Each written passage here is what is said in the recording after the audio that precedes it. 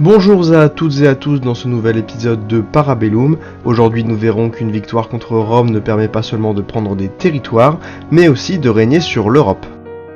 En effet, une fois la bataille gagnée, les Romains décident de signer la reddition pour arrêter ce massacre. À présent, Athènes peut se consacrer à régler leurs comptes aux nations barbares du Nord.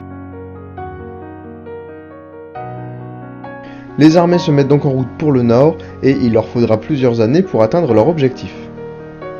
Durant ces années, plusieurs nations sont venues demander à Athènes leur clémence ou un peu d'argent en voyant la puissance militaire et économique de l'Empire.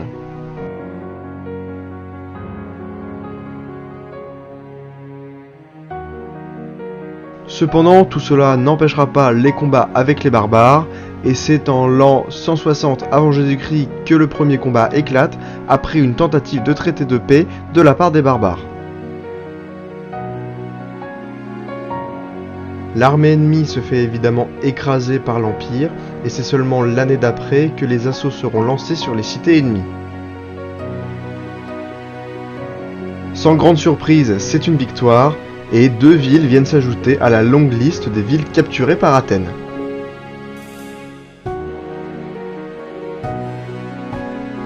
Rapidement après, une nouvelle région est capturée, et c'est là que les choses se compliquent. Les Boïens capitulent et deviennent un état client d'Athènes, mais l'année suivante, les hordes de steppe capturent le territoire boïen. Athènes doit donc réagir et recolonise immédiatement ses terres. Malheureusement, les Ruges déclarent la guerre à l'Empire, ces derniers étant alliés aux Suèves. C'est donc un nouveau défi à relever pour Athènes. Le Sénat décidera de d'abord attaquer les nations barbares alliées, car ce sont les plus dangereux. Pendant ce temps-là, les nations du Sud tentent plutôt une approche diplomatique pour espérer être en bonne entente avec Athènes.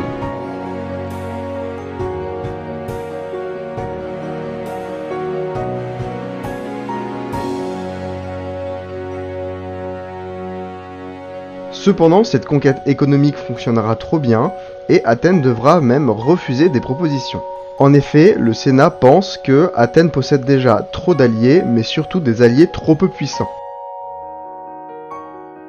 Le Sénat décide de mettre en place une nouvelle politique appelée « Aucune clémence », évidemment rien à voir avec le prénom. Le but de cette politique est d'écraser toutes les nations faibles aux alentours de l'Empire. Suite à ça, les armées se mettent en marche pour aller conquérir la dernière cité des Ruges. Avec la nouvelle politique mise en place par Athènes et la destruction de la culture ruge, les nations barbares se révoltent et décident d'aller attaquer Athènes sur son propre terrain. Les assauts seront facilement repoussés, malheureusement ces intrusions prouvent que les lignes athéniennes ne sont pas infaillibles. En effet, à présent, le territoire athénien est grand et l'Empire ne possède que 4 armées pour le défendre. En 140 et 139 avant Jésus-Christ, c'est le coup de grâce pour Athènes. Les confédérations celtes et les épires sont 2 alliés d'Athènes, malheureusement, les 2 sont en guerre. Ils ont donc demandé à Athènes chacun de rejoindre la guerre, mais dans 2 camps différents. Athènes décide de rejoindre le camp des Épires, les Épires étant des alliés depuis plus longue date. Cependant, c'est la panique dans l'Empire, car les territoires des confédérations celtes sont en plein milieu de l'Empire. Ce sont donc des frontières non protégées. 3 armées sur 4 sont donc immédiatement envoyées au centre de l'Empire pour sécuriser les frontières et détruire la menace grandissante.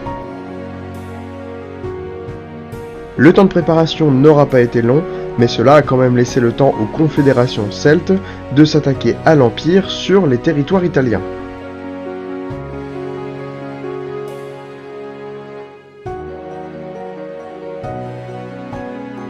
La contre-attaque athénienne ne se fera pas attendre, c'est l'année suivante que les armées sont passées à l'assaut, ce qui calme grandement les Celtes. Cependant, Athènes doit trouver une nouvelle solution pour protéger ses frontières et récupérer les territoires perdus en Italie.